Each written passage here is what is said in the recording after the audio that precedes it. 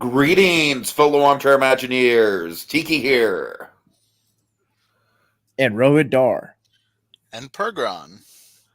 And welcome to our Dune Part 2 SpoilerCast. Guys, I'm going to paraphrase a certain controversial online personality when I say my reaction to this movie, and I mean it with all sincerity.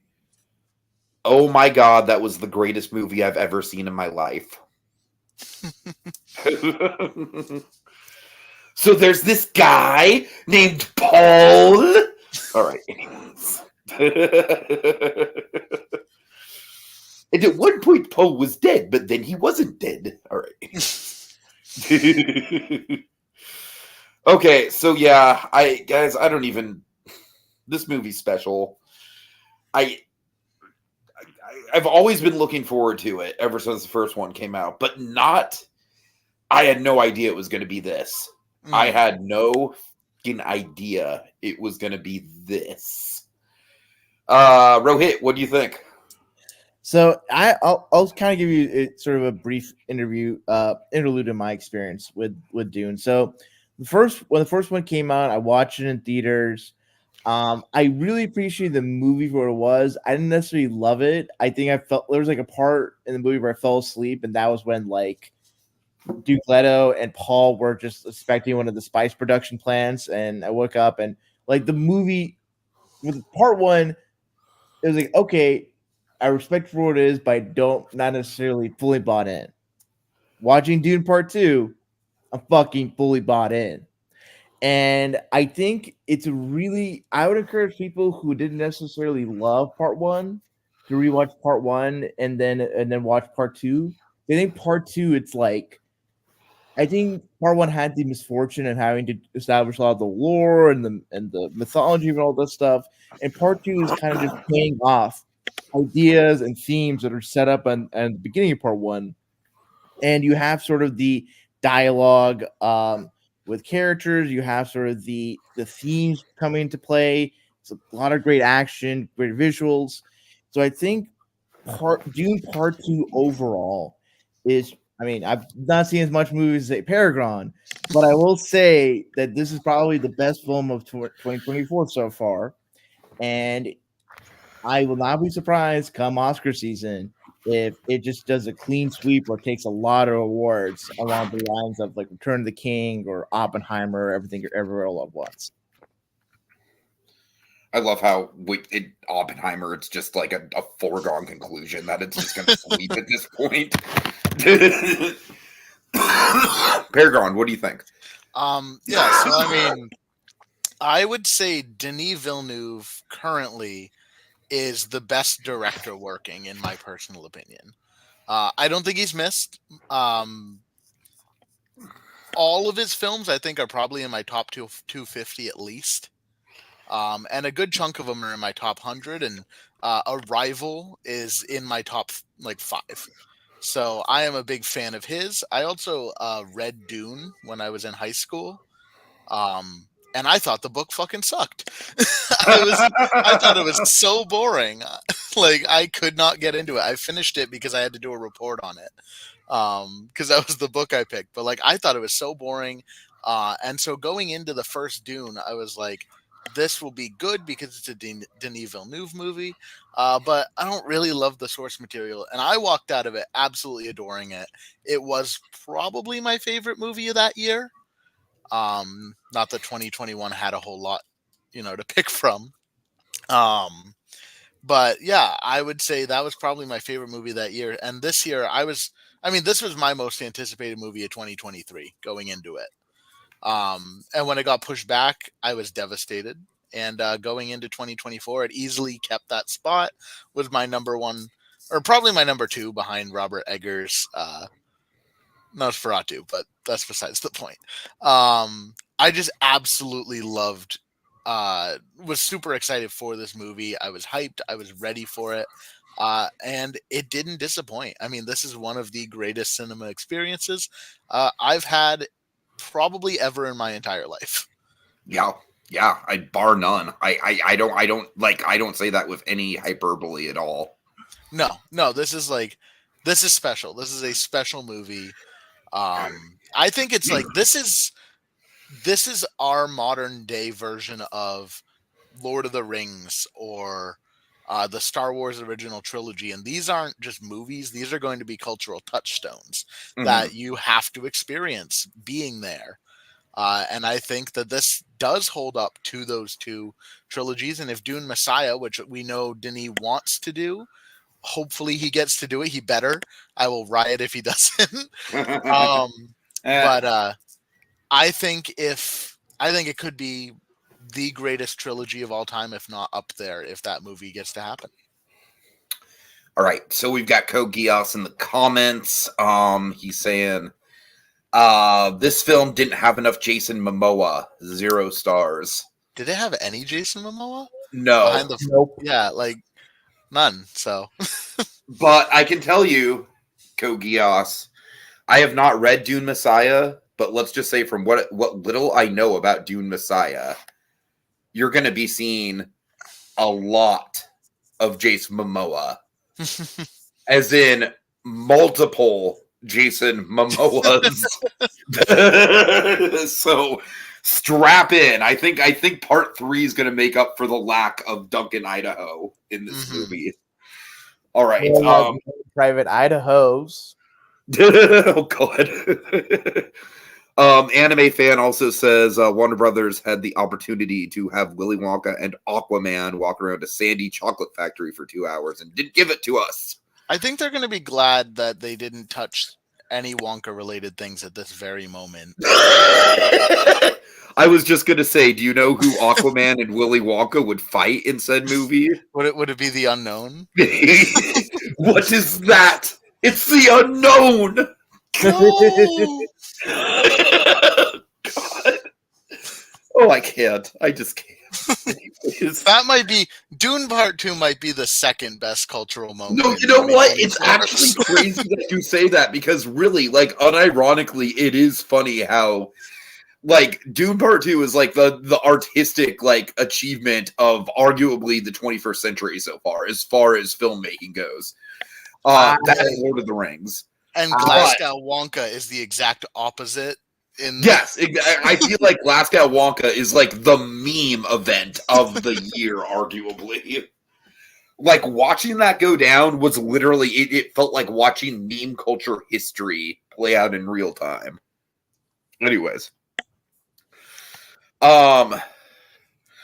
Little Blue asks, when you guys do these streams, do you see them right after you see the movie? Nope, not usually. We usually wait until the Sunday after the movies come out so people have a chance to see them. But good question.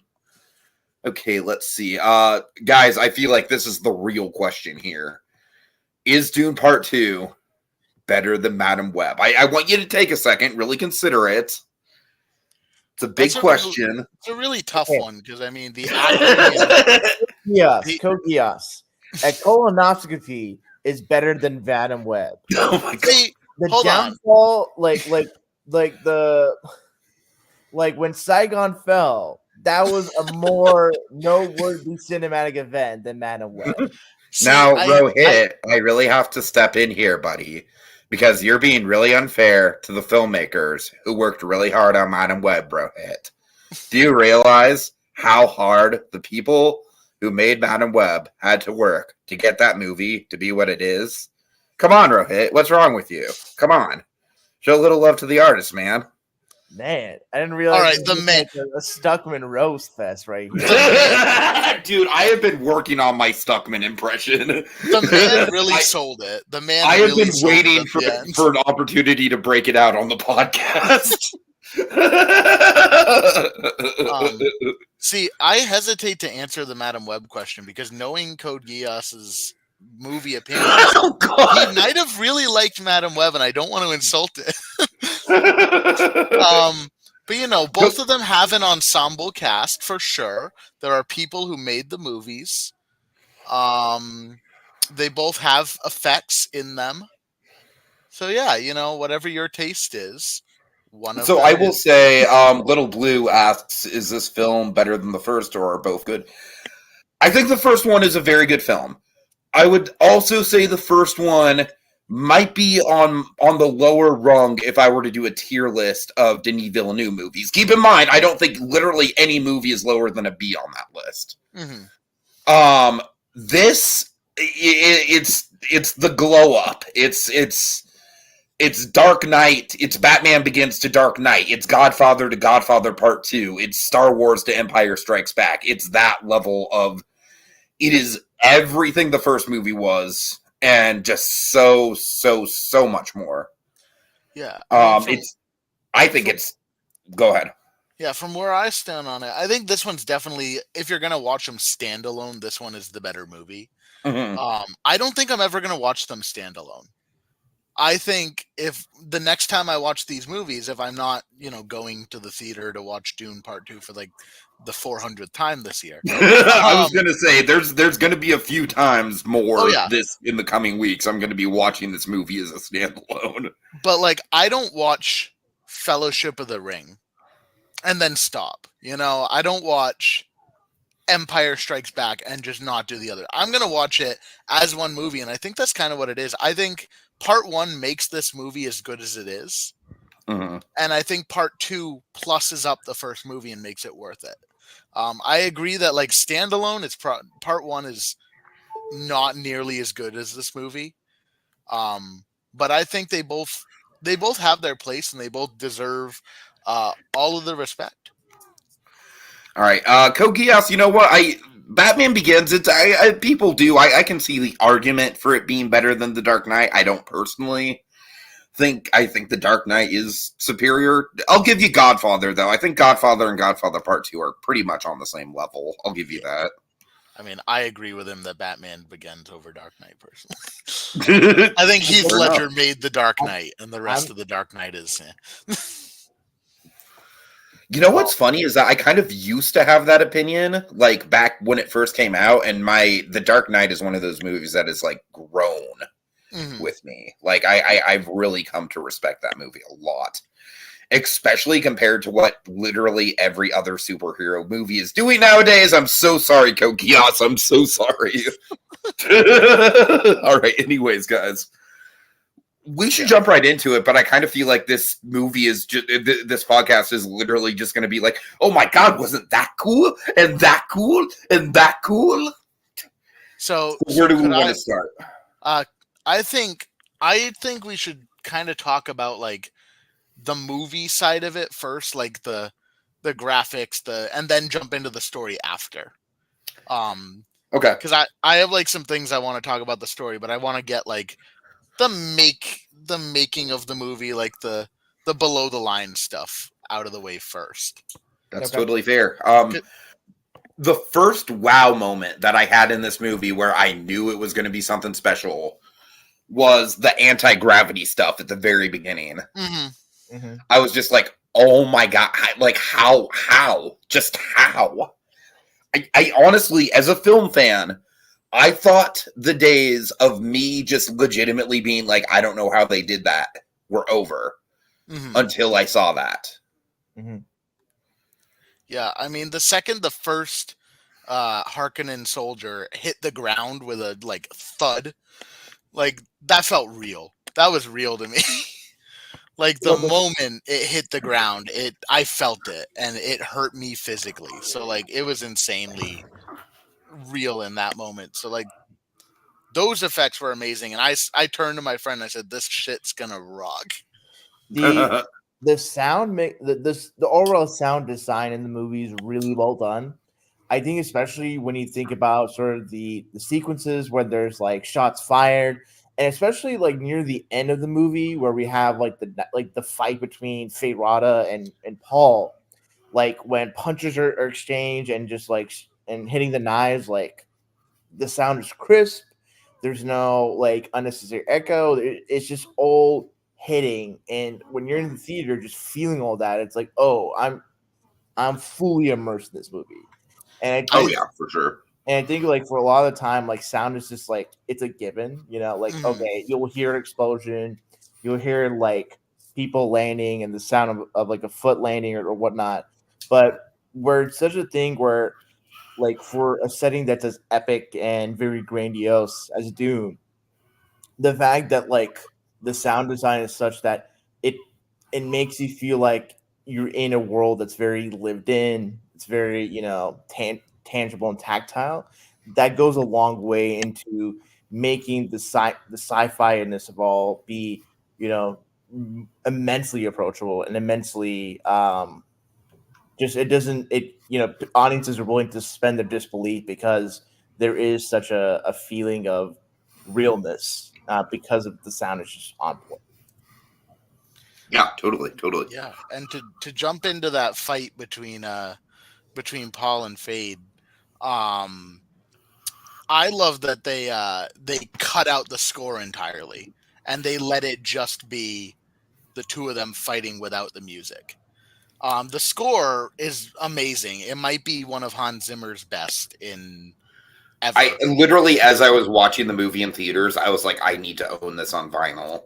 Oh yeah, no, it's an amazing score, and I love they knew when to use it, and they knew when to not use it, like with that final fight. And just it let the punches, it let the slashes, it let the footfall all feel more important. Because in that moment, you're absolutely not rooting for Fade, but you're also not rooting for You're Paul. not really rooting for Paul either, yeah. And which I'm we sure definitely we'll break wanna- down in the story Yeah. parts. But like What do you that, mean? it added. You denounce Paul McGee? You denounce Roy from the outer world? Now, come on, Tiki. Paul Atreides worked really hard to get to the position where. Okay. I'm sorry. In regards to the technical aspect, so just as like in the first Star Wars, like the two twin suns, is such an iconic moment. For me, whenever I see like the sun in Arrakis like have that interesting shape, that is an image that's like seared in my head, and that's like God, I just want to see that moment just on an even bigger screen. Like that is like props to Denis and the crew just having that stark visual because that's something that you don't. I think for a lot of sci-fi stuff, you'll kind of will just get into the cliches. It's like, oh, here's a spaceship flying in from orbit or laser shooting, but like that is like just pure.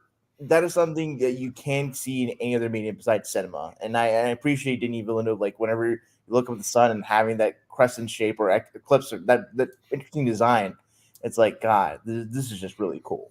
Oh yeah, and let's not ignore the look of the design of the dunes themselves, like the desert. Mhm. It is. Do we know where this was shot? I want to say I it's can pull it either up. in Turkey or Tunisia. Okay, Tunisia would make sense. Or Turkey. Dune 2, Both of those it would was make filmed sense. in Budapest, Jordan, Abu Dhabi, and Italy. Oh, wow. Okay, so I feel like the fact that they went to so many different places really does speak volumes to the scope of this movie and why the world looks as lived in and as vast as it does. Mhm. It's like, because obviously Arrakis is basically like a giant desert. And honestly, I think that's going to be one of the really cool things about watching Dune 1 followed directly by Dune Part 2 is that Dune 1 is very much just like, look at this hostile, like, wasteland of a desert planet. And then Dune Part 2 is basically going to be like, yeah, actually, it's pretty awesome, though. There's a lot of cool shit in this planet. Yeah. I think what really makes Dune Part 2, I think why I really liked it, whereas out the first ones, I respect it, but didn't necessarily fall in love with it. For me, Rohith, I'm definitely like on your wavelength when it comes to the first one, for sure. yeah, it's like Dune Part 2, it's like I get to feel I can feel like I could get to see the characters and I feel like the characters. Not to say that there was any good character writing or characterization. I also feel like the first movie there was just a lot to like provide exposition or context to. And the part two, it's like, okay, you know what this world is and what the politics are. Let's see how the characters move the plot along and how they're impacted by the themes. And like I got a sense of like ideology, personalities, like all of that. And just the fact that like on a technical level, like the set design and the costumes, like it's you get a And sense the amount of extras was one thing that really took my breath away with this. Yeah. and just like specifically what they wore for a garment, it's like, okay, it's not like they just took like Middle Eastern like clothes from Middle Eastern people and that was it. They made this like certain adjustments, alterations to fit the sci-fi world that is Dune, and I really appreciate that kind of level of detail and individuality for a lot of the characters. Totally. All right. So yeah, I mean, just visually, like, I just feel like this movie is just like firing on all cylinders. It's just one of those things where, much like Oppenheimer from this year, I kind of feel bad for any other movie that's coming out. I mean, honestly, I feel like any other movie that's coming out this year is basically gonna have to hope that the Oscars are just stupid and pull a move like, well, Dune came out too early in the year, so we're not really going to acknowledge it. I don't think that will be the case because I don't think so either, but I also wouldn't put it past them. Well, my counter to your concern would be Everything Everywhere All at Once. That came out in March, and that movie being so successful and popular, like that just went on a gravy train all the way to the Oscars. And that's true. And I think with the talent involved, you have Denis Villeneuve, who like I remember people were like surprised or complaining about how he was not like robbed of a nomination for Best Director for the first one. And I think this one, like he not only deserves a nomination, he deserves a win. I mean, obviously there's the other films. I might change my view, but what he does, and I think it's like you all heard of like Denis Villeneuve's comments about dialogue in movies. I think I don't think so. No, so he made the point so he made some commentary about how like movies should like he could do a movie without much dialogue, he would. And I think like from what I saw in both part 1 and part 2, it's like dialogue should be something that should reveal and inform character. And oftentimes dialogue in movies is either like quip, zipline, or like quip and zinger, or it's like info dump exposition.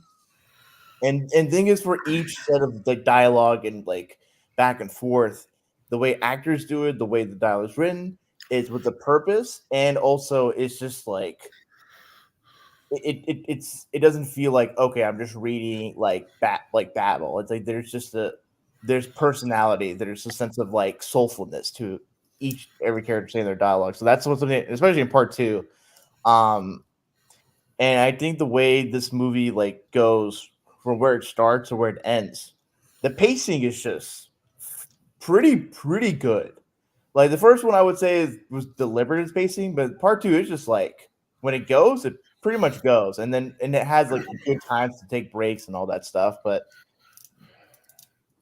I honestly think this might be one of the best edited movies I've ever seen, because especially on a rewatch, I think the pacing is absolutely perfect. What I love about the pacing in this movie is that there is no scene that overstays its welcome whatsoever. Like that knife fight at the end with Fade Rafa, it lasts maybe 3 minutes, and it's an awesome 3 minutes. It's a hardcore 3 minutes, but it's brief.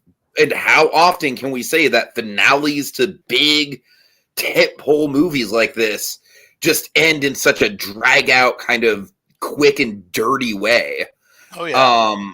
And I really love how every major set piece in this movie kind of, like I feel like the longest major set piece is probably the introduction to Fade Rafa, which I'm sure we'll get into. I think that set piece in particular is like an all-timer. But that's probably the longest set piece in the movie, and that is like serving a ton of setup for the character, and it's so good and it's so visually appealing.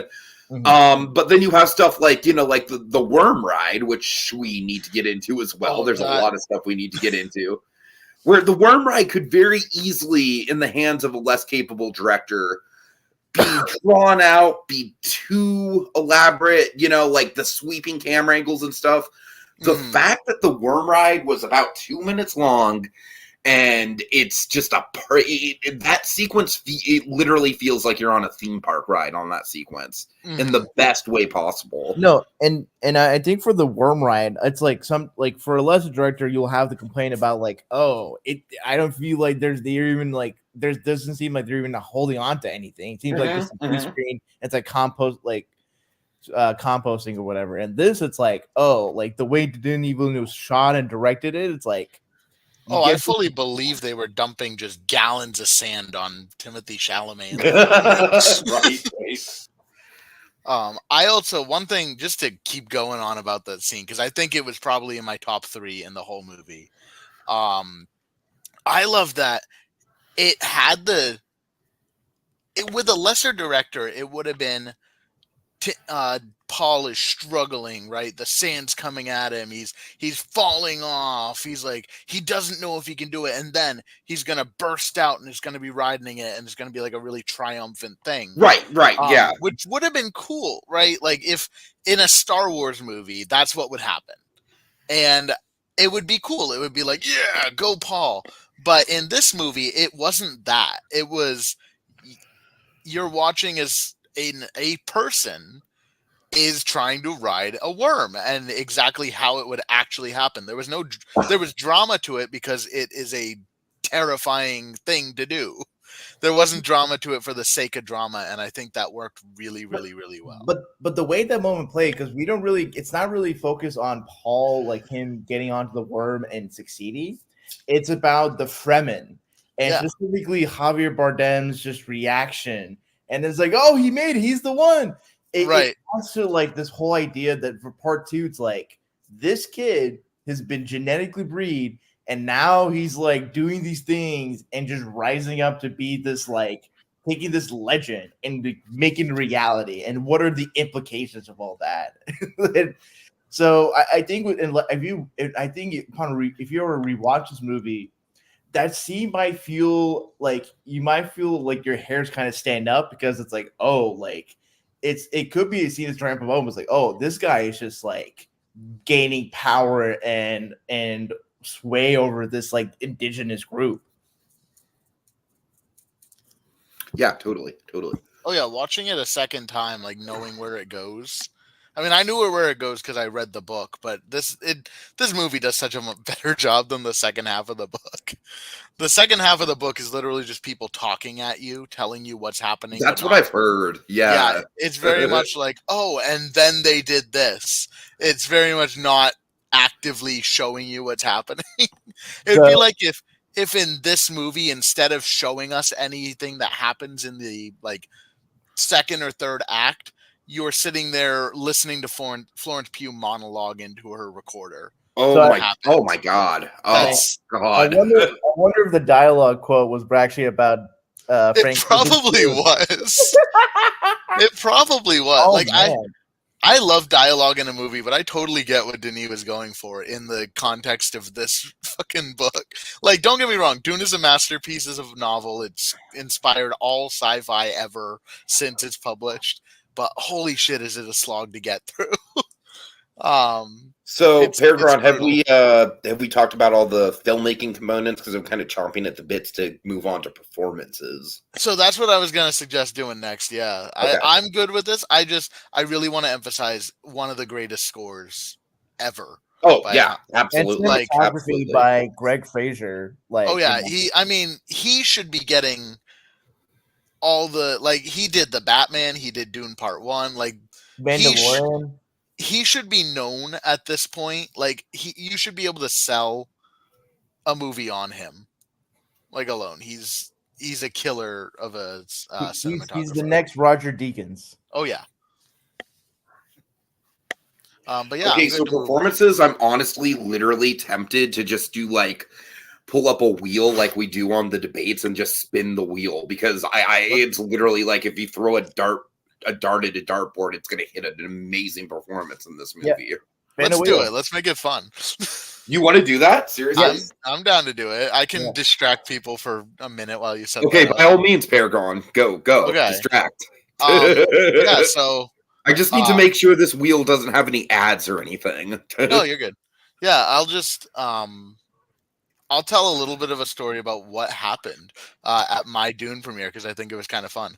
I told these guys already, but for the audience, I drove 2.5 hours from my local theater to go to see it in IMAX at 10:30 p.m. at night when I had to work the next morning. I got out of the movie around 2:30. I didn't get home till almost 5. And people in my theater, while I have been seeing these movies late at night for a long time, a lot of times the theater's empty. People aren't very excited. They're kind of falling asleep almost. Like I've seen movies like Suicide Squad.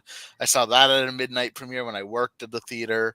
I saw Rogue One, and like as fun as moments as those were, this is the first theater experience I've had at that late of a showing where the entire audience was ready to go the entire time. Like you could feel the tension in the air at the tense parts. There was relief. I think a lot of people don't interpret, the whole story as well, but we'll talk about that when we get into the story part. I don't think media literacy is as strong in some people as it should be. What do you mean? What do you mean the humans and Starship Troopers are the bad guys? I was literally going to bring up how Starship Troopers is coming back and people are stupid and can't interpret it, and this movie's happening with that. But no, this experience was amazing in IMAX. Now, Rohit, you did not see it in IMAX, right?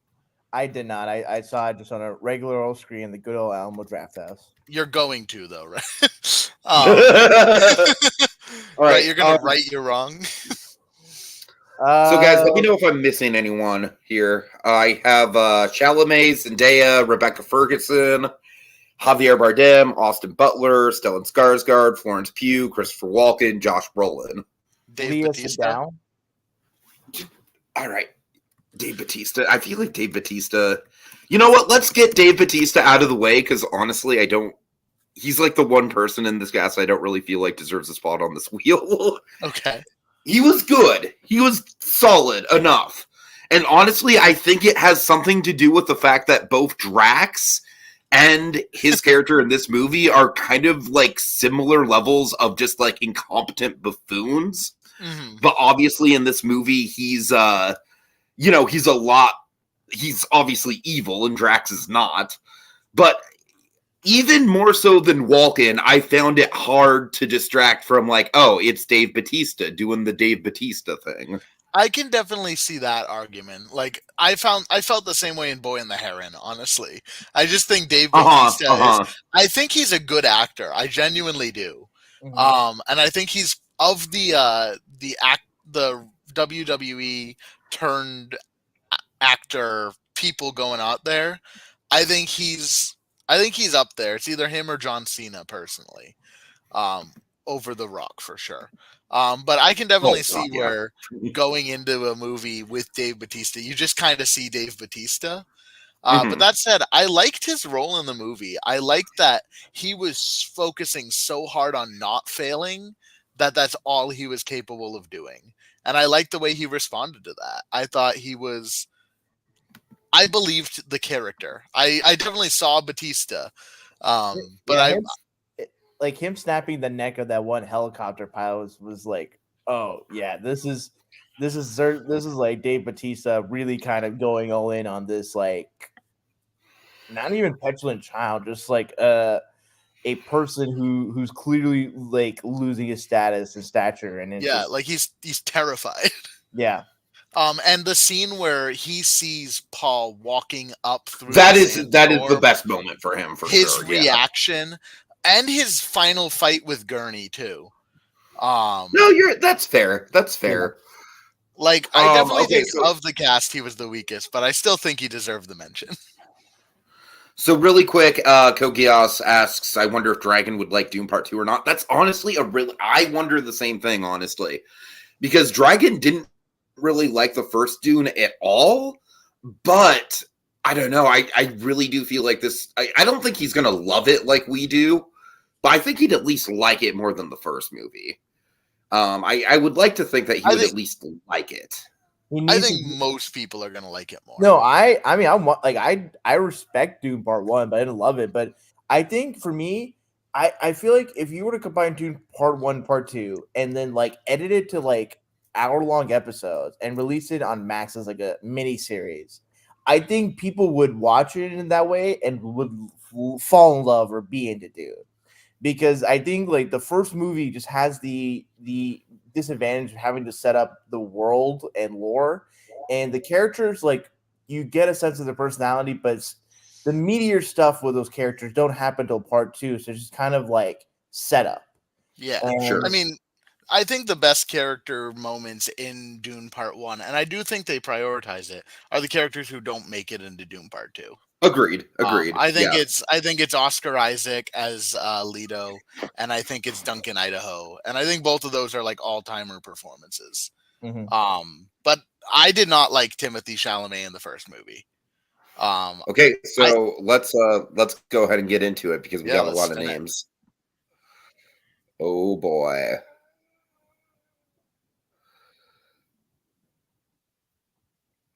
Okay, this is a fucking good one to start with The boy. because I think that Javier Bardem was the best performance in this movie. I was just about to say he was my absolute favorite in the movie. Yeah. I like, he was really Actually, good. no, my second favorite. He's like third favorite for me. Okay. Okay, so we're just going down this one.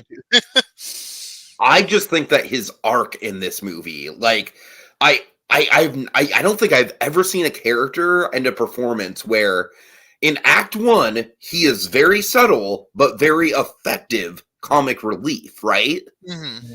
And then in Act 3 he is like the face of why Paul going the way he's going is a bad thing, because his devotion to Paul just strips him entirely of all his agency. And this is a man where at the beginning he is just like such a multifaceted character with, you know, all these strong convictions and beliefs, and then by the end of the movie he's basically like he's practically catatonically worshiping Paul. It's honestly really tragic to see unfold, especially on a rewatch where you know where it's going. Right. And I think what really makes it interesting, it's such an. I think the what you mentioned about where he starts off and where he ends up is like. So I remember specifically the most memorable part for Harvey Bardem in part one is like when he spits at the table and they spit in return. It's like, oh, he's marking his territory. He's like kind of this strong leader. And in part two, I think it's like it's kind of such a subversive thing to do where you take this like really strong like native leader, and then the part two where like you make him kind of be this like, I feel like, I don't know if lapdog is too harsh of a term, but like he's just beckoning at the feet of Paul, like this white savior. I mean, he starts out as like the ultimate hype man, right? It's like it's someone you would very much want in your corner. But yeah, as it goes on, I mean, just the scene where he's just like practically begging Paul to kill him like a fucking like old dog or something is just, oh, it's tragic. Yeah, he's like, I think he's a great example of like a disciple of a Messiah, how it could go. Like he is clearly devoted to the person and believes in him fully, but as we will talk about in a bit, maybe perhaps that devotion is misplaced. Yeah, you go ahead. I just think like his fall from grace, from again going from being that comic relief kind of, it's tragic how funny he is, because all of the funny bits from him are in reference to Paul as well. Like it's when he's like, I'm not the Messiah, and he's like, he's so humble, the Messiah. Exactly. Yeah. But like I said, just on a rewatch, all that stuff, like you still laugh, but it hits, man. It hits. Yeah. All right. Next up, let's see where we're gonna go next. Well, Rohit, did you have anything? I was talking over you. Did you have anything? No, for Harvey Bardem, I think what's interesting about it is that like for Stilgar, where he goes in this, and especially for part 2, the fact that he's an adult, like he's supposed to be a leader of his tribe, and the fact that he has this level of devotion, which is such a stark contrast to say Zendaya's Chani, it kind of leads to this whole idea about like that, it's not necessarily the youth that are with folly, that even the adults, like those who should have the most wisdom and like self-perception, can be succumbing to like prophecy and superstition. Because in the book, Paul is 15 at the start of the book and 18 at the end of the book. Okay. Like, honestly, even myself is just like a 33-year-old man, not nearly as old as Stilgar is in this movie. I could not imagine, like, following any 18-year-old dude. Like, forget about it. It's just no way. 18-year-olds are not real people yet. I say that with all due respect. I know what it feels like to be a teenager. I remember it quite well. But yeah, it's looking back on it with wisdom, you really do. It's one of those things where you think you know what's going on, but you don't. You don't. Now you have wisdom and bad knees. Oh God. Okay, so the next person up is Christopher Walken. Yeah. Paul Atreides. Oh my God, thank you. Honestly, I really think he does a good job of keeping the Walkenisms under control. Oh yeah, but when they slip out, man, they really slip out. We're going to Arrakis. We're gonna go get the spice. Here's the thing. Worms. The Shai Halud. It needs more spice. Okay, here's the thing. I'm totally with you guys when it comes to like the voice is definitely distracting, but I actually think that Walken is doing some really great non-verbal acting in this movie. Oh no, I mean I poke fun, but I love Christopher Walken. I think we can he's become such a meme at this point that it's kind of hard to, or it's kind of easy to forget he's a really fucking good actor. Oh yeah, totally. And I think while the voice is definitely like again Paul Atreides, I do think he like the non-verbal stuff, like the moment at kind of near the beginning where he just walks away was really, really solid, and just everything like when he's captured and he's not talking, and even when he is talking, he does a good job of not walking it up. I thought all his nonverbal stuff in the Kiss the Ring scene was incredible. Honestly, I think for me in terms of nonverbal acting, like I remember when he gets like the letter and then looks at it and just drops and walks away. Mm-hmm. Like he doesn't like this is like gait, and the way he just kind of shoulders a hunch and just feels so distant from his daughter. It like Walken is not only just a great actor in terms of him being very memorable in his dialogue delivery, but like he can just be able to embody a level of emotion that actors would need like a monologue to convey. Yeah, totally.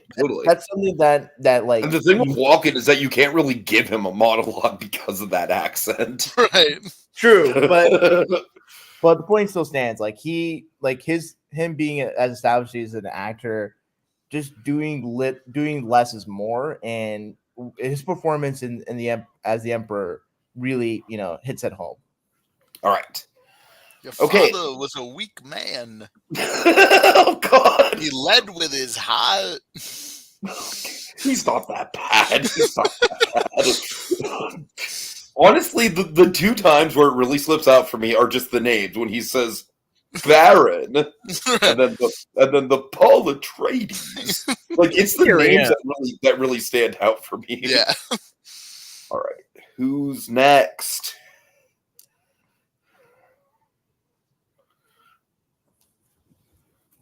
Brolin. Okay. So I have a fun thing about Brolin in this movie. I knew he was going to be in it, but based on the status of where his character was at the end of the last movie, where obviously like we don't really see what happens to him in the middle of the attack on the House Atreides, I honestly, throughout this movie, kind of just assumed that he was just dead and that Brolin's appearance was going to be like a brief flashback or something. Right. Or vision or something, yeah. Yeah, he was a surprise to see. And he comes up playing the instrument. Like, that's very... The fact that they wait until over halfway through the movie to bring him in, and the fact that him coming in is like just a major, major turning point in Paul's character arc, and he really becomes like the devil on Paul's shoulder compared to Shawnee's angel. I love that stuff. I love that stuff. I've always loved the whole thing of the character arc where, you know, the military man kind of goes rogue in the second movie. Norrington in Pirates of the Caribbean. Hello. I've long since championed that as an amazing movie to movie character arc.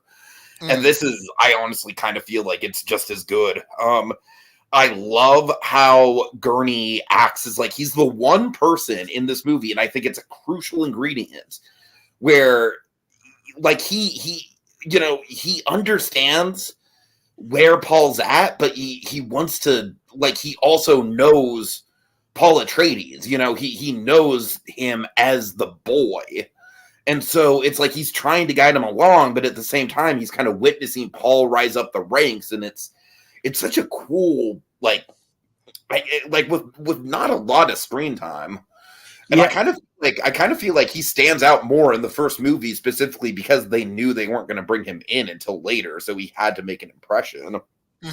No, what's interesting for Josh Brolin's performance as Gurney, it's like you like you mentioned the first part, he's done a lot of it, and I think what's interesting is like when he sees Paul, it's like, oh, my young pup, you've grown, and it's sort of interesting the dynamic. It's like, okay, he's trying to like really push Paul to, you know, take command and leadership of the people, and then kind of near the end, it's like he's almost also in a subservient role as Javier Bardem's. Oh no, totally, absolutely, he is, and specifically like when Shawnee comes in, she just puts her like drags her down. It's like he very much, if he hasn't necessarily bought into the mythology of Paul Atreides as the Muad'Dib, like it almost feels like he buys into the mythology of Paul Atreides being the person to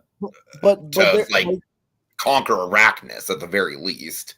But I think there's a part of him that like maybe it's not using him directly, but sees the value of the mythology and is very much okay with him going as far as he does because he wants to enact vengeance on the Harkonnen.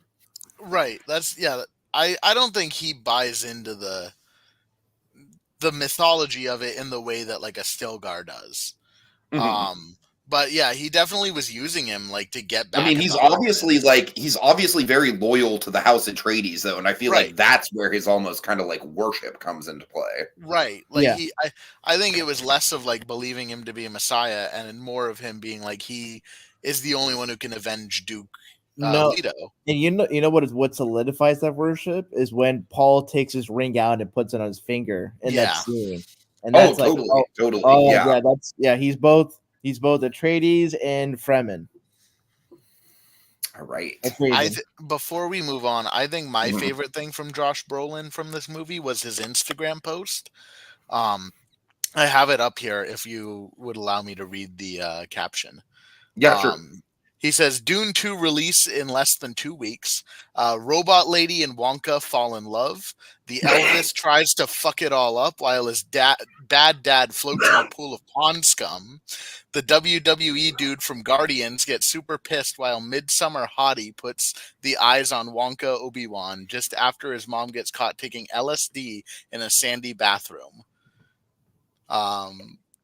I think that is pretty much what the movie is. He described it beautifully, and I love that.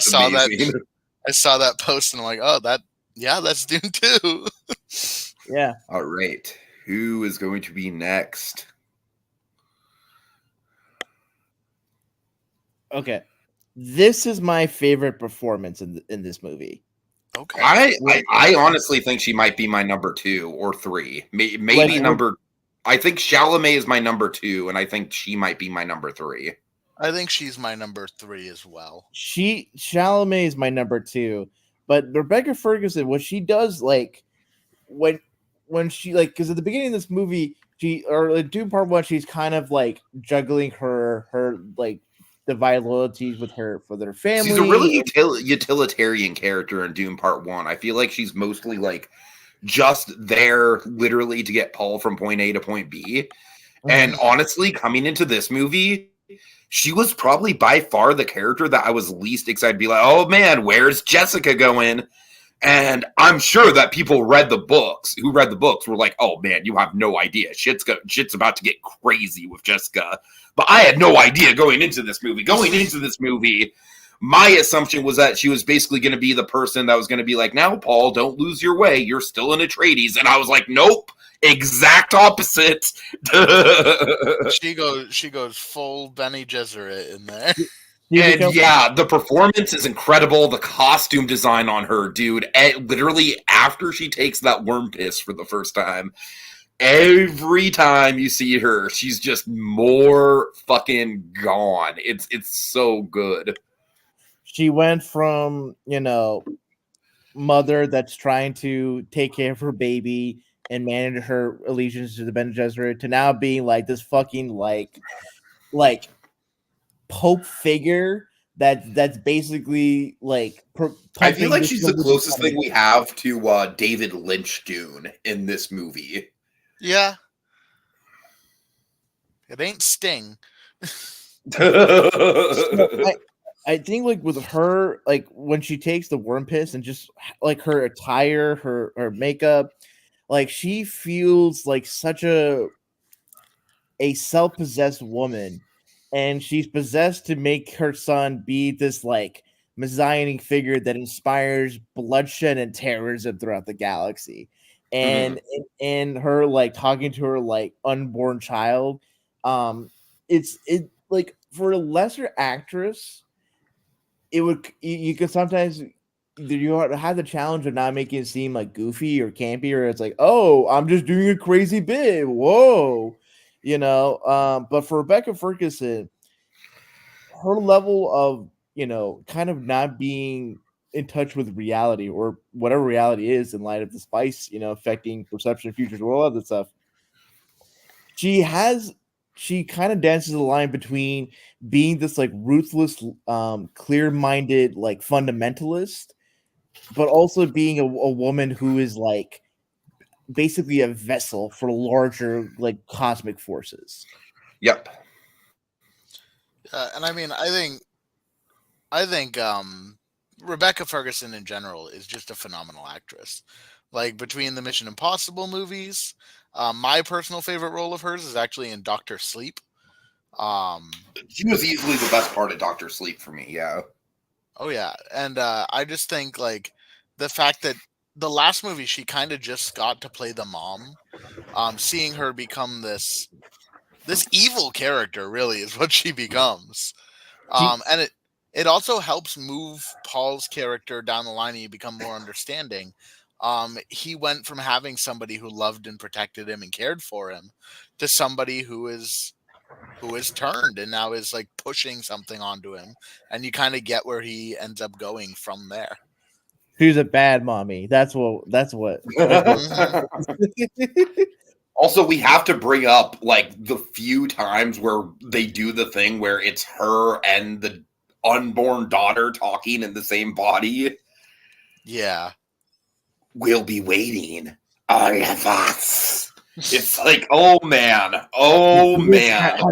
It's like, honestly, I don't know about y'all, but when Rebecca Ferguson speaks the Fremen language, she just like there's just an eeriness about it. I don't know what it is with the sound editing, or just the way Rebecca Ferguson plays it. It is such a standout performance. And we're not really going to talk about Anya Taylor-Joy in this podcast for the but I will say that I like knowing kind of like the vague outline of what we're going to go to into Dune Messiah, to have both Anya Taylor-Joy and Florence Pugh in the same movie in heavily expanded roles. Oh man, I'm stoked for that, dude. That's gonna be too much good acting. All we need is Mia Goth and Saoirse Ronan, and we have all the right. Also, Oh, I spin the wheel, Tiki, because I'm Okay. hoping whoever. All right, where's it gonna go? Perfect. Okay, I have something to say about this character. I have something to say about Florence Pugh. If I had a nickel for every time there was a movie where Timothée Chalamet was going to be shacked up with Florence Pugh's character, but Timothée Chalamet had eyes for another character, I would have 2 fucking nickels. This Little Women. And I'm like, Timmy, my boy, Florence Pugh is Florence Pugh. I know, right? Saoirse Ronan is Zendaya. Oh man. Oh god. And then he was also in Lady Bird too, which I know obviously we don't have Saoirse Ronan, but man, Timothy gets around. Anyways. So yeah. He was also, with Army Hammer, so. Oh god. Peaches. You know what? I still respect that movie, but it is weird to go back to in context, man. It is weird to go back to in context. It's really weird. I like what that movie was doing. I honestly think it was like really positive representation. But it's especially weird that the director went on to direct Bones and All, a cannibal movie. I know. Oh my god. Which Bones and All, by and large, is a movie I like a lot better than Call Me by Your Name. I still like Call Me by Your Name though. But anyway, so Florence Pugh, I'd say she's kind of like, I love her as an actress, obviously. She's like a freaking treasure as far as like just the sheer amount of talent, but the role was a little Yeah, she was good for what she had. What she had to do, she played well. If this was a direct adaptation, she would be very prominent. Oh god. I wouldn't be surprised if she might have a bigger role in Dune Messiah. Oh, that's what I'm saying. I am pretty sure they're saving her stuff for Dune Messiah. Yeah. That's why they cast her. Because I think anybody could have played the princess, right? Right. Yeah. Anybody could have just been. I can tell even just based on this movie, she's not just like the Princess Leia archetype. Like she's. Oh no. She's a mover and shaker. Like she's got her own agenda. She's got her own strategies going on. I'm excited to see how they play out. Oh yeah, she's very. She reminds me of like a Game of Thrones character. Oh, totally. Mm-hmm. And I don't think they're gonna pay Florence Pugh money just to have her be the pretty face, Right. All right. Yeah, pretty self-explanatory role though. I don't really feel like we need to go into a ton of detail. She's probably the one utilized the least behind Walken. Mm-hmm. I actually think Walken was probably utilized a little bit more just because of the non-verbal stuff, but yeah, true. Okay, now this was a standout though. This was a standout. I love that the wheel saved us the big four. The wheel really did us a solid there. I really appreciate it. I mean, look, it's like the main hero and the 2 main villains. All right, so yeah, where do we want to start here? So this might be my hot take. Oh boy. And I like Zendaya a lot in this movie, so don't take this as I don't like her. But I have the same problem with Zendaya that I do with Dave Bautista. All I see is Zendaya. I see Zendaya, and I think she does a great job. Don't get me wrong. I think Chani is amazing. I think the character writing is great. And I love Zendaya. I would watch Zendaya in anything they want to put her in. Do you see Zendaya as Michi? I might. No, I see Zendaya from the Shake It Up days. No. It's just, to me, it's the same thing in the HBO show that fucking name is slipping my mind. Euphoria. Yeah, like I just see Zendaya in it. And that takes me out a little bit from Chani, because she's just doing the Zendaya voice, and I think she has a really specific cadence that she does. It's very modern, Kate. It's very Yeah. modern speaking. Yeah, And it's just compared to the rest of them, we were kind of doing like a more sci-fi out there cadence. She just felt like MJ in space. You're ready for Jacob Battle on us, like to show up as a friend. Like the Reverend Mother's, and what are you doing? He's like watching porn on the Chromebook. But yeah, like I think the performance was great. There's something about like she feels a little too modern. Okay. And she is Zendaya to me. But that doesn't take away from how great the character is. It's just something I noted. And if we're gonna, I feel like much like Walken, I feel like by far the best part of her performance is all the nonverbal stuff. Oh yeah. I think, and honestly, PerGron, honestly, like when I first saw this movie the first time, I kind of had the same take that you did, where it's like I like her character, I like the writing on her, but she, as far as performance goes, she was one of the people that didn't really stand out as much. But the second time that I saw this movie, I really appreciated her role and what she was doing on a nonverbal level a lot more, because I really feel like that the film does a great job of very subtly, every time Paul gets a little bit of power, she's there in the background and she's concerned about it. And she's just, and it's just like, it's such a great contrast where it's like, this movie is really just, it's showing Paul's rise to power, but it's also, she's the human element. She's the connective tissue. Without her, I don't think it's nearly as tragic of a story as it is.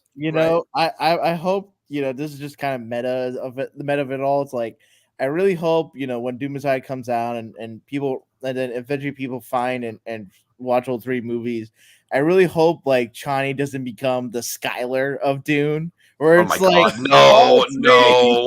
I don't think so. I don't think that's in the cards.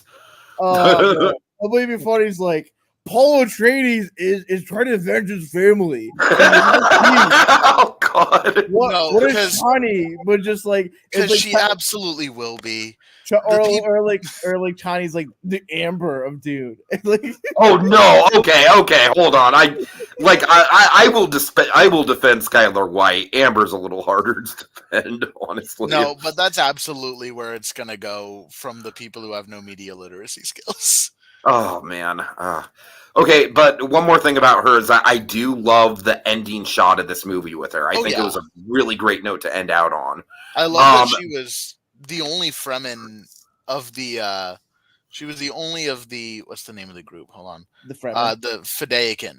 Oh yeah. She was the only one who didn't join him in the Holy War. I really did appreciate that.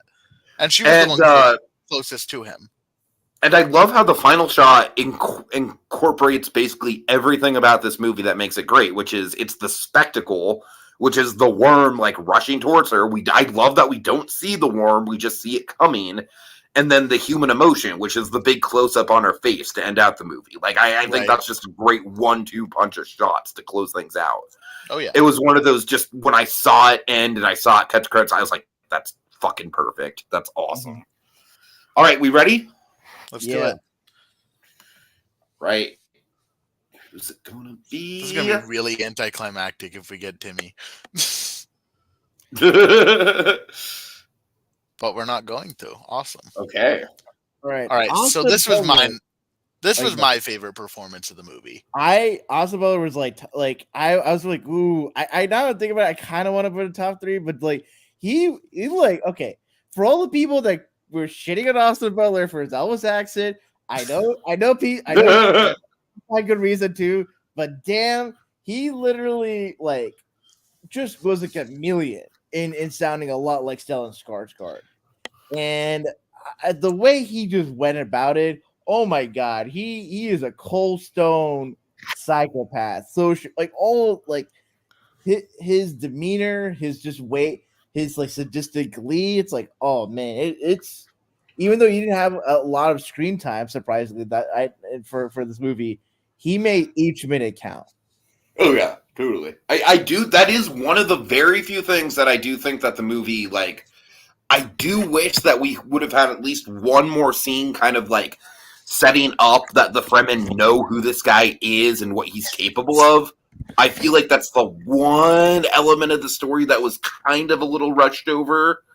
But Yeah, so we have to talk about that fucking gladiator fight, man, because it's like an all-timer. I mean, it's the best scene in the stylistically, movie. editing, music, and everything. It's fucking mind-blowing. The black sun is just like That was The such fireworks, bro. The fireworks. I cannot get over those ink blot fireworks. I mean, it's incredible. Incredible visuals. and the sheer like badassery, but also like scary sociopathic element of him just taking off his shield and just going for it, unprotected. It's like, damn, this bro is both a badass and you do not want to be seeing him in an alley. Holy shit. Yeah, no, he was I know you touched on it, but that the accent he's doing, like the Stellan Dude, Skarsgård. Austin Butler, I really want him to go the Robert Pattinson path and like do a voice acting gig. They might be two of my favorite boys in Hollywood right now. I'm so Tiki. I'm watching the Apple TV show Masters of the Air. He's on it, and I'm watching. It's like, oh, this and do part 2. This guy's a fucking movie star. Totally. He's like, bro, the way he just carries himself, the sort of like it. I really think Austin Butler, he's if he picks the right roles and is able to just kind of shift in and out, he's got like, I'm not, maybe it's a little hyperbolic on my part, but I think he's got like young Robert De Niro, young Al Pacino. Just he's got the juice, and I'm just waiting for me squeeze as much as possible the next 10 years. Goddamn. Yeah, he has to keep going to speech therapy and shed that Elvis voice. God. But no, like I loved the scene in the arena. Like, not only just the cinematography of that black sun. That was such a, I don't remember if that's in the book. It probably is. But I know they don't not have hair in the book. Like in the book, he looks more like Sting from the 1980 whatever Dune. So like they made some choices. So I don't remember, but they might have just made that choice visually. And I think it paid off. I love that it was all in black and white, except in the indoor scenes where the light was like artificial, so you would still get that. Yeah, because I feel like if it weren't for the indoor scenes, it could almost come off as like maybe too stylistically different from the rest of the movie.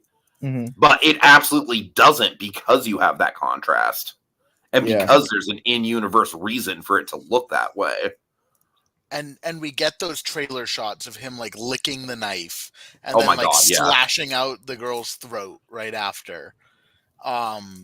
And it immediately establishes him, even before he gets into the arena, as like, this is a guy you don't want to fuck with. And I think he maintains that throughout the whole thing. Every time he's there, he's competent. But he's a psychopath. He is. I said this when I came out. I know, like, he's dead in the story. I would love like a little. They're doing one with the Bene Gesserit. I want to see a Fade HBO limited series. I want to see. I could see it. I think there is some stuff you could explore with him. Yeah, maybe, I don't want to use the same machine that brings a certain Jason Momoa. Maybe I could see them doing that. I could see them pulling that liberty. Yeah, you know what he reminds me of, just as far as like pop culture goes? He's very much Sephiroth. It's so funny you said that, Tiki, because I literally yesterday just started playing Final Fantasy VII Remake. Really? Oh man, it's a great game so far. I'm only like 11% in.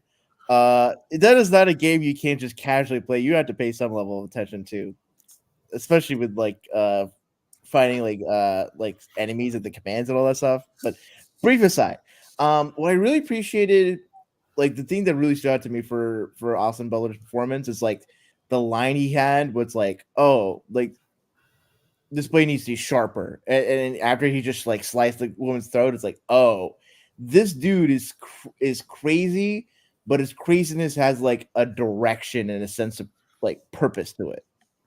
Yeah. I kind of feel like he's like everything that the writers behind Kylo Ren wish that Kylo Ren was. even to that point, like he's clearly like a sociopath, but he's not like a psychopath, you know? Like he's like he can still like he's still like very desirable within that Right. society. Yep, Yeah. he's competent. He's a good leader. Like he's clearly a good military He's leader. charismatic as all Yeah. hell. But he's also like when he kills that guy and then says, "Bring him to my chambers. My girls haven't eaten," or whatever it is he says. It's fucking menacing. Yeah, it's kind of like more. It's like Ramsey Bolton. Yes, meets like Joaquin Phoenix's Commodus from Gladiator. That kind of like ambitious but like sadistic glee. right. And I think the fact that he's able to back it up makes it even more of a threat, because I think sometimes for characters that have that kind of sociopathy, like you sometimes make their sociopathy more palatable. It's like, oh, this guy's kind of like a weakling, or is a little like Kylo. Right. Yeah, or maybe a little bit like impish, or just kind of like he could have been a Joffrey. Yeah, or like a Littlefinger, someone who's a little bit just more behind the shadows. This guy, he is like, he's out in front. He'll find the battles, and if you happen to be you're just you and him in some secluded corner, oh my god, you would just hope that he would just kill you first and do whatever he does with your body. God damn. Like I love that he when he was killing the members of House Atreides in the arena, he's going after the drugged ones, right? And I think having the Baron not drug that the doctor, obviously it's like to show that like, oh, the Harkonnens are infighting, you know, whatever story wise, but it also just shows how competent of a fighter he is. Because if we just showed him slaughtering drugged up, it would have not had the same effect at all. Yeah, right. But seeing him take out someone we know is a competent fighter, without the shield, in the black and white, and then hissing to get those like terrifying shadow guards off. Oh my god, the shadow guards, dude. Oh my god. Seeing them lurking in the back was so fucking terrifying. It's like I feel like that's one of the big images that really stuck with my dad in the movie was those guys. That's horror movie shit. Oh yeah, totally. And the fact that like he likes it, but is still mad at like the Baron Harkonnen for just like doing that. It's that fine line for Austin Butler. I think he really treads it well, where it's like he is basically this unhinged monster, but it's a monster that's self-aware enough to comport themselves and play the big game, you know, climbing the ladder. And the fact that he's able to, you know, leave a little bit of himself in Lea Seydoux' character, that's gonna be something that they'll pick up on likely in Dune Messiah. I'm pretty sure that's the case. Am I correct in that, PerGron? Okay. Yeah, that will come back. All right, so guys, we're gonna quickly go through Stellan Skarsgård and then end on Timmy. Right. So Stellan Skarsgård, I feel like his performance, not necessarily performance, but just like because. I think he's doing a really good job with what he's got, but the thing with his performance that it's so the makeup and the visual of his character just does so much of the heavy lifting.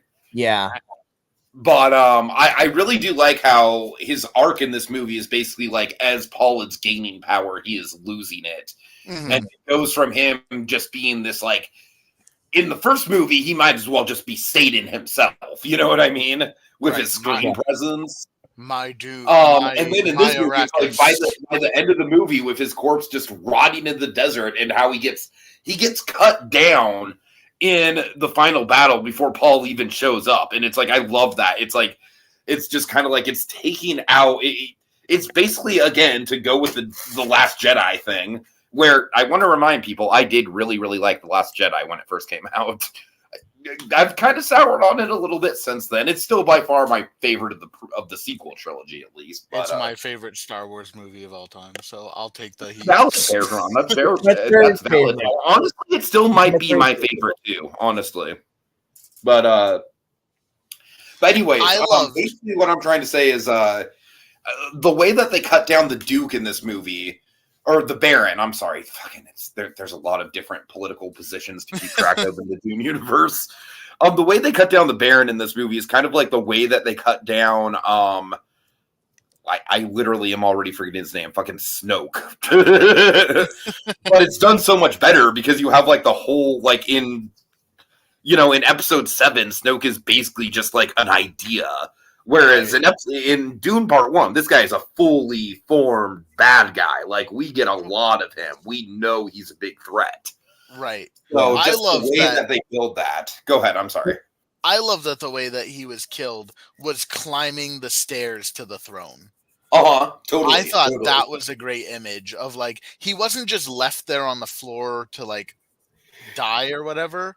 He was actively making a play for the throne even in his last moments. And after he like the way Paul kills him, he doesn't slit his throat. He just moves a part of his head and just lomps the knife in. Mm-hmm. After delivering the coldest line ever. Grandfather. Oh man. By the way, that whole grandfather twist, that's got to be the inspiration behind Vader, right? It's got to be. There's no way it's not. Oh, man. I didn't even think of that. Everything in this is the inspiration for Star Wars. I know, right? It's so interesting with like Dune being the like foundation or influence for Star Wars, because typically it's like in most things in fiction, it's like you have like a lighter classical work. And then afterwards, like writers and artists do deconstructions of the classic foundational work. So, like Lord of the Rings, you have Game of Thrones, the Superhero comics like Superman and Watchmen. And this, it's like Dune is like the big sci-fi work that's in itself a deconstruction of like the hero mythology, like the Chosen One, all that stuff. And then Star Wars is just like reconstructs all that to be. I don't think George Lucas has very good media literacy. I think George Lucas is one of the people going like, hell yeah, Paul Atreides. Paul Atreides is just a larger than life character. I really wanted to be him, so man. I made my OC Dune self-insert. Oh man! He has a laser sword and can move things with his mind. God, you need those like Star Wars like grifter people see this. Oh my god! Star Wars Theory is gonna hate this shit. Oh man! Well, fuck him for thinking like Bricks was like out Bricks and reality for Andor.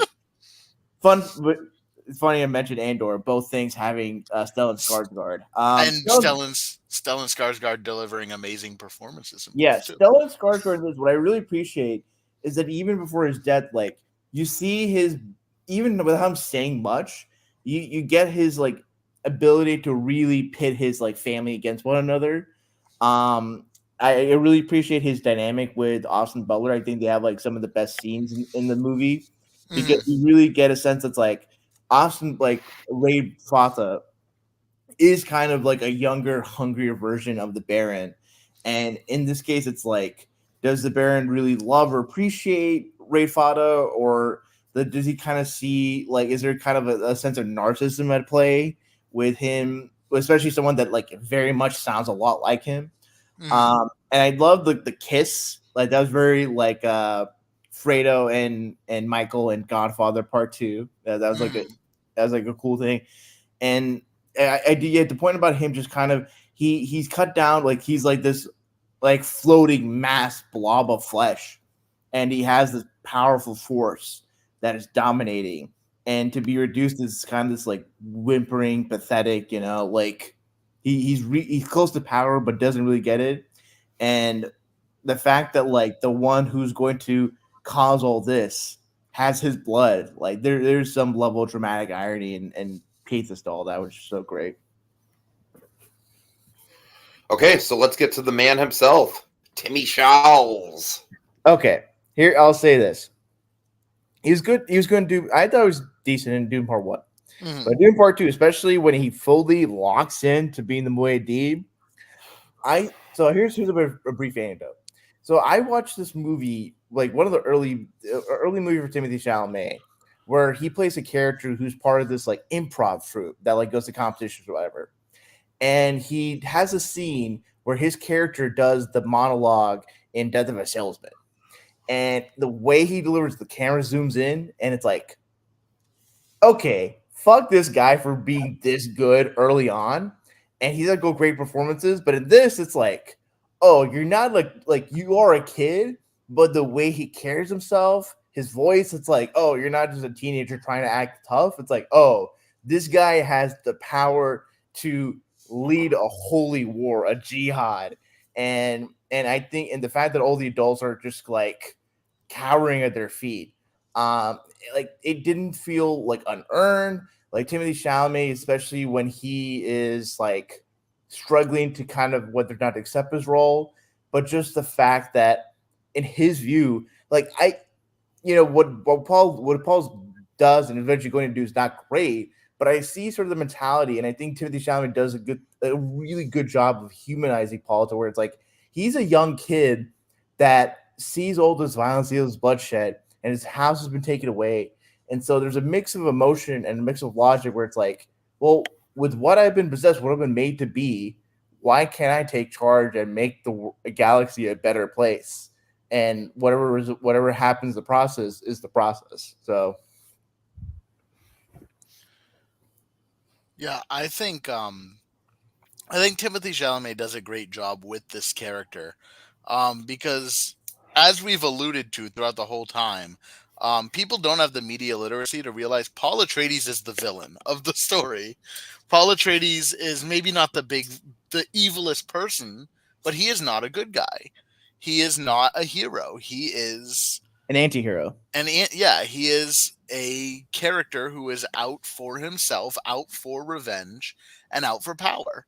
Mm-hmm.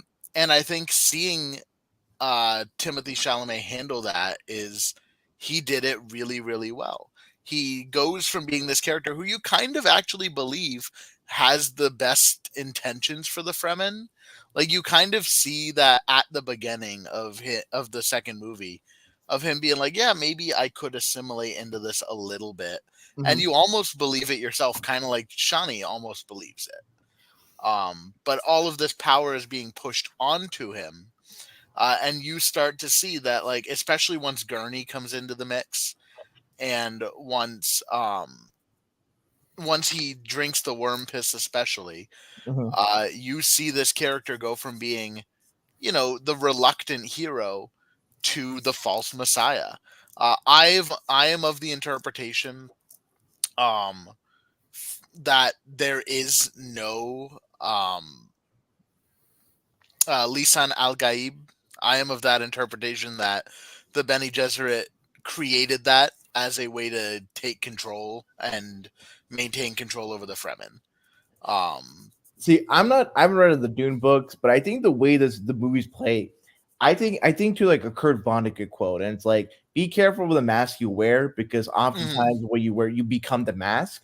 I think for the Bene Gesserit, the prophecy may not have been real, but because of belief and the actions taken by those who believe, said prophecy becomes real. It's as real as like a self-fulfilling prophecy. Yeah. But yeah, I don't think he is like a messiah, and I think taking that sort of the way that the movie just portrayed it, though, the gradual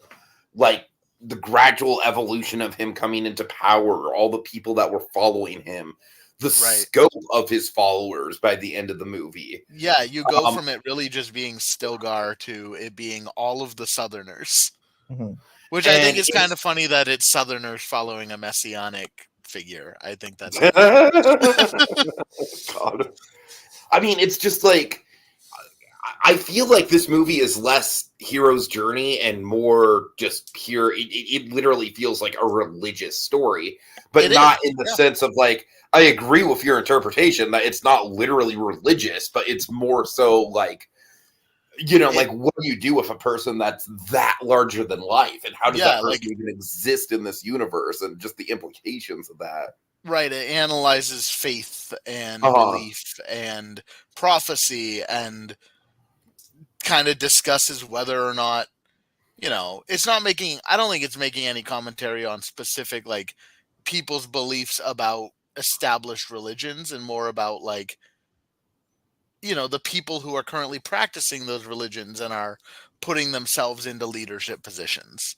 The you go ahead. The books were written in the 50s and 60s. Like, that's as they were written and published, in a time where, the church was becoming more how it is today, of, like, certain people straying away from it, and a lot of established churches coming in, and the leaders trying to make themselves the next coming of Jesus, or the next, whatever. And so these movies are definitely more interpretations on that. And, like, do you actually, or the books specifically were interpretations of, like, what happens when you follow a belief solely because you believe it,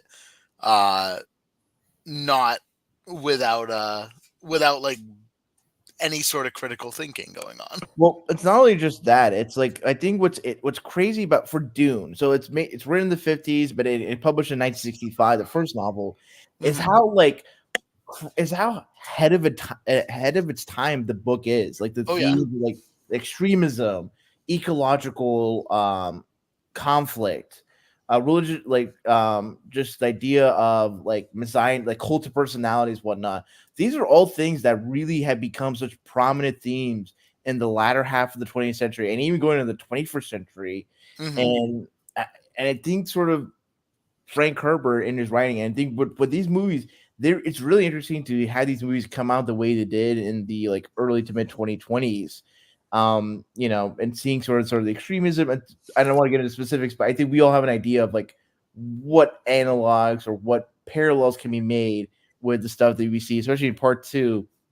And I think sort of the another part of not just the belief system, but also like the imperialism and colonial, like Paul Atreides is a white savior that's been just bred like cattle to be this vassal for this like prophecy that he's this leader of this like indigenous group.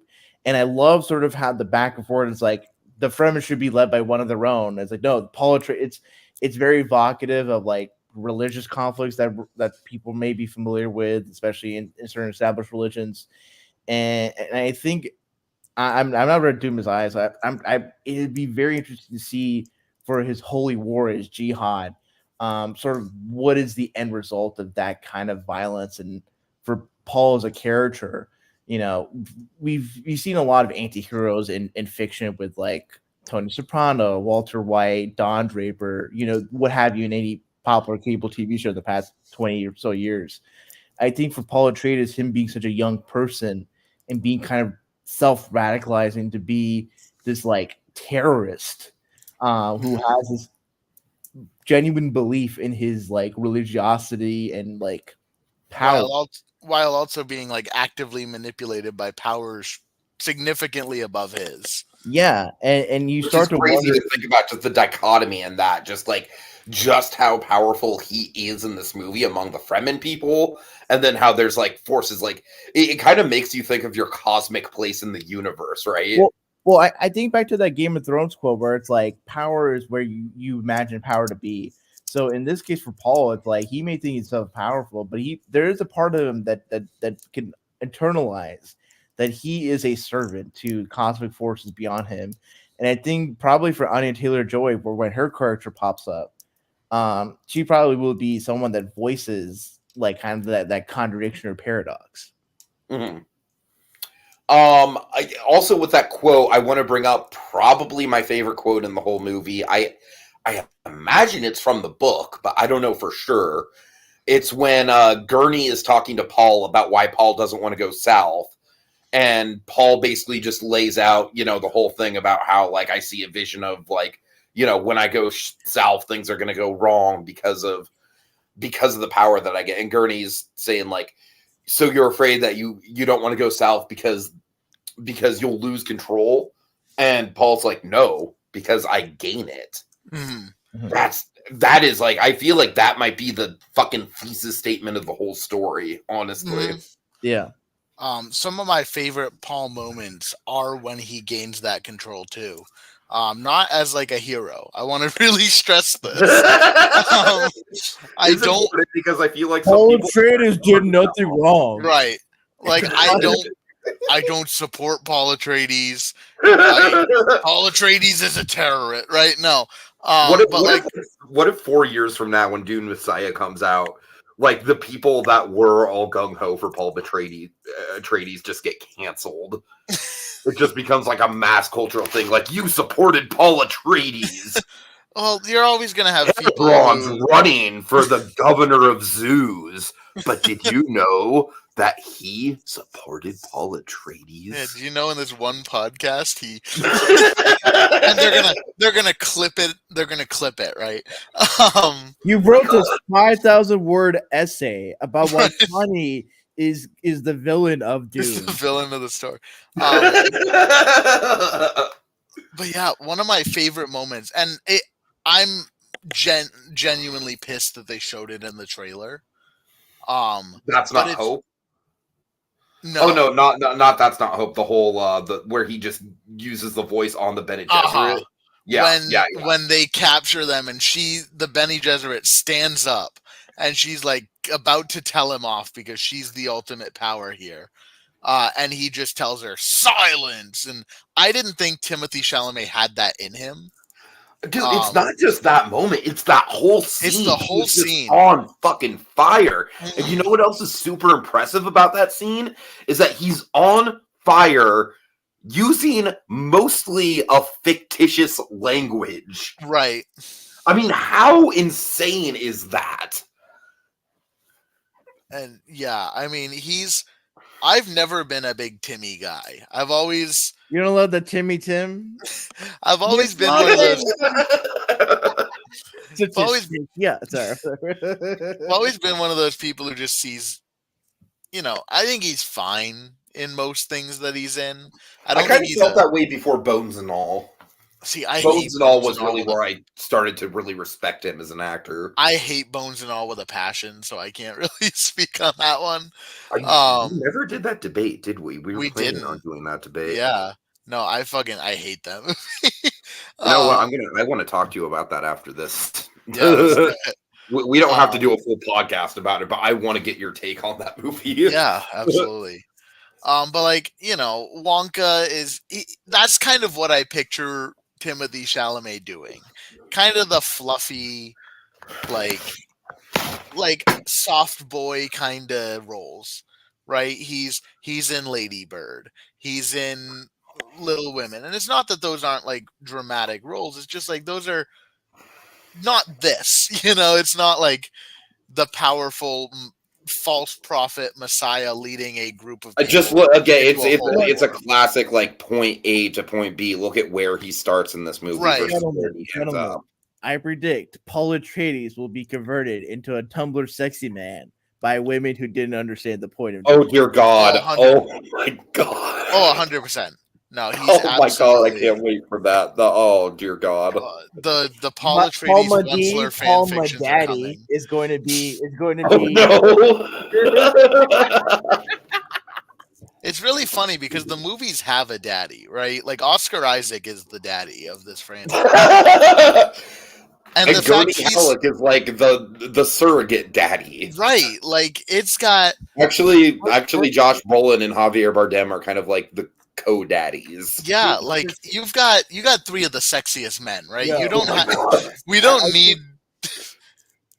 need Timothée Chalamet and his jawline. Okay, you know what? I'm sure there is a weird section of the internet that fucking thirsts for Stellan Skarsgård in this movie. No, for people who thirst for Raid Fada, they need to be put on the list by Homeland Security right away. All right. Guys, honestly, we're over an hour and a half in, so is there anything else you want to really break down here? Go see this movie. And see it in IMAX. Like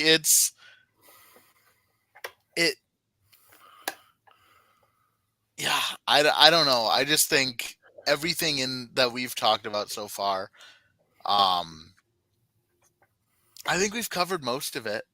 The only thing we didn't cover that I kind of want to talk about, um, are the sandworms are a lot more important in this movie, Mhm.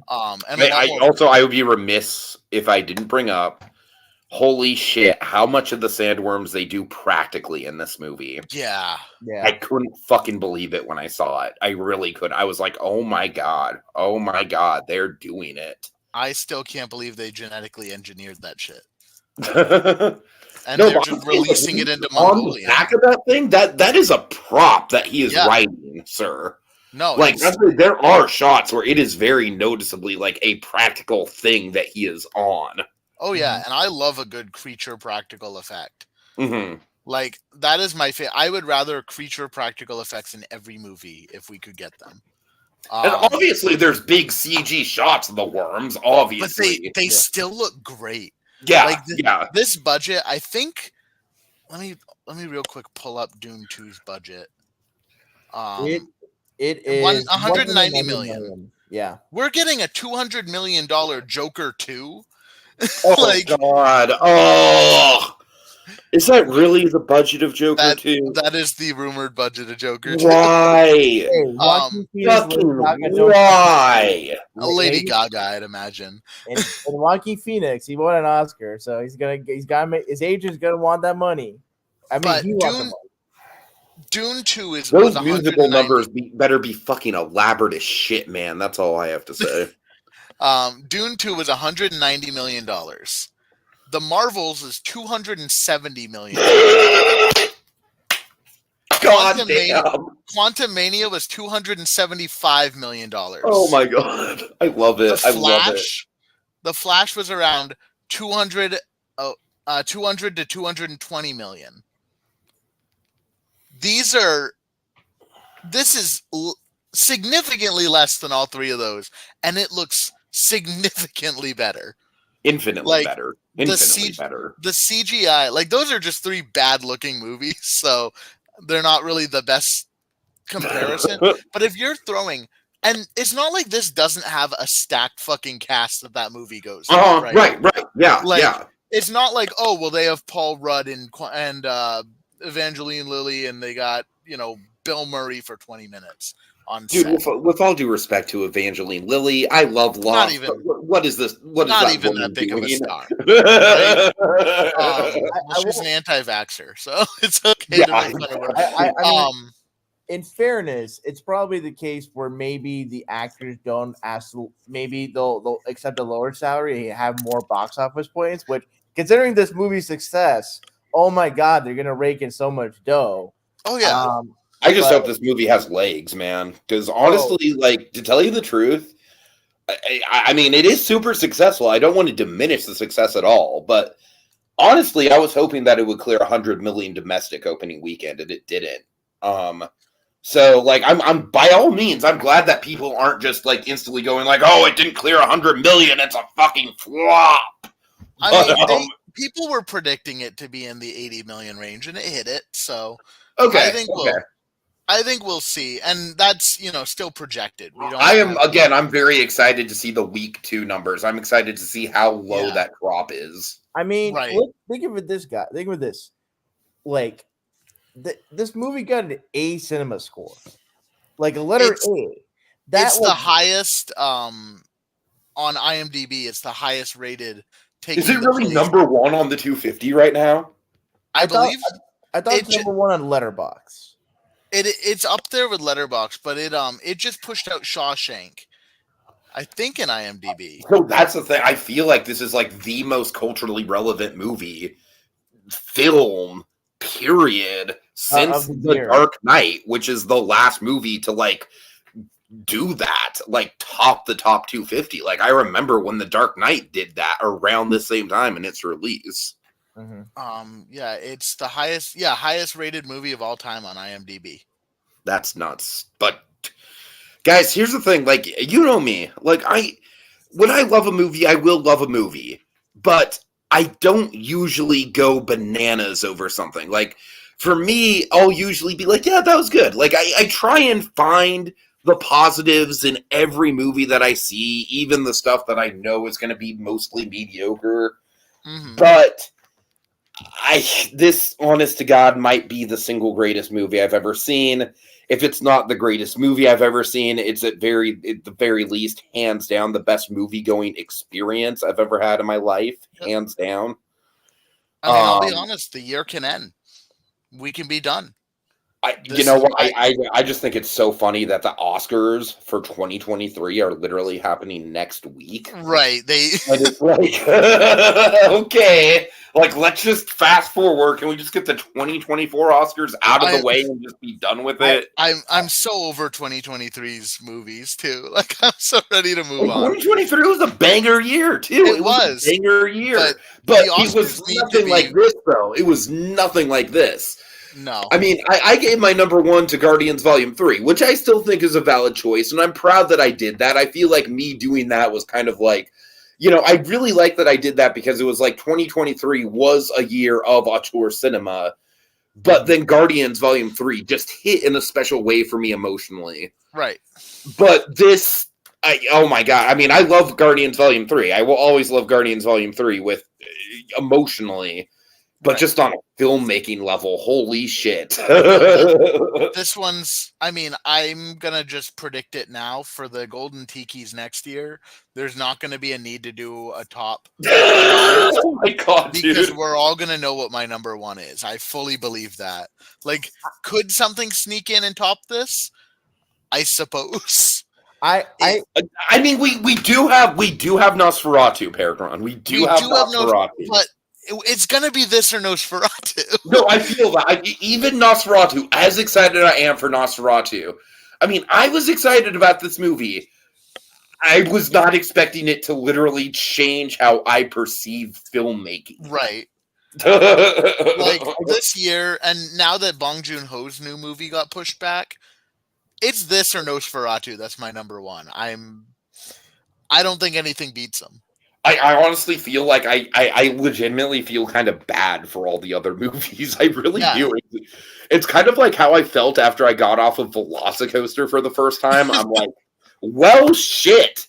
Every other roller coaster I've ever experienced is now a little bit more lame. I don't think my best of the year has ever happened this early in a year either. I feel you. Maybe I'm not to rain down the parade. I am open to other movies doing well. I just want just for any filmmakers out there. Oh yeah, we love Dune. It's by far the best movie I've seen of movies that come out this year. But I think, but Rohith, I honestly, with all due respect, man, I feel like just calling it the best movie to be released in 2024 so far. I feel like that's seriously, like, I know what you're saying. I'm really trying. No, fuck it. I'm not trying to not overhype it. I'm really not. Yeah. I mean, I think this is at the very least, best movie of the 2020s. At the very least, I would say, for me personally. I'm not trying to diminish your point, Rohith. I'm just saying, like, I think, culturally, I mean, it's just. And let's be frank here, PerGron, you know even better than me. Up until this point, we've had some fun movies. Lisa Frankenstein was a good time. Yeah, but by and large, it has not been a great couple. This has been a terrible year so far. The gap between my number 1, which is Dune 2, and my number 2, which is Lisa Frankenstein, is quite large. Right. Like, we've had some gems. Lisa Frankenstein's been good. I really liked Stop Motion. I thought that was a great movie. Other than that, everything's been like a 3.5 or below. Yeah. I mean, The Beekeeper was fun. Yeah, and like Mean Girls happened. The Bob Marley movie was a movie for sure. Argyle was like a thing. You know? It happened. Megamind 2 happened, and it fucking sucked. Code Geass, honestly, man, I know that you have this whole thing with the contrarian takes and everything. No, But this is a if bit. you This has to be a genuinely bit. like Mega Man 2, dude, look again. I say this every time that we get into the differing movie tastes. All film is subjective. I really respect anyone who likes any movie. I really try to go out of my way to have that attitude when it comes to film discourse. I do not like the attitude of gatekeeping movies and saying that if you like something, you're an idiot or whatever. Yes, I'm absolutely not calling you an idiot, but I'm just saying I genuinely don't believe you. Yeah, no, I will echo everything Tiki just said. We all have our takes, right? I think Brother Bear is one of the best Disney movies. That's Spicy. That's spicy. I love Brother Bear, right? I think it's a great movie. I mean, Treasure Planet's my number one Disney movie. I'm not sure how spicy of a take that is, but I feel like it's less nowadays, but it's up. I just think Treasure Planet's the movie that kind of like blends, like it's so clearly a passion project from the people that made it. So obviously a passion project. Mm-hmm. And yet it also it blends amazing animation, great character work. It's the whole package. Anyways, I'm sorry. Go ahead. But yeah, and I'm sorry if this offends. I genuinely am. I think saying Megamind 2 was good is like saying The Hunchback of Notre Dame 2 is my favorite Disney movie. Oh my god. Go chaos. Like if you're allowed to like it, fine. By all means. I actually am quite fascinated. If you did jealous, enjoy it. to be completely honest. In Code Geass, so just to highlight a comment of his, he did generally like Megamind 2, and the review of it comes out tomorrow. So for anyone that's interested, check his thoughts on that review. I'll agree with you. I don't think that. And you know what, Code Geass? To your credit, I have not watched the movie. I'm judging it based on the trailer, which looked absolutely awful. I have watched the movie. Oh no! All right. Okay, look, guys, hold on. This isn't a mega. We don't want to end the Dune Part 2 podcast. Talking about we're going to do the Megamind. We're going to do the Megamind versus the Doom Syndicate podcast tomorrow. I think a Denis Villeneuve directed Megamind 2 with Timothée Chalamet voicing Megamind. It would be peak cinema. We all know that for certain. Yeah. Search it deep in your heart. And I think that's where we're going to end things, folks. Have a good night. See ya.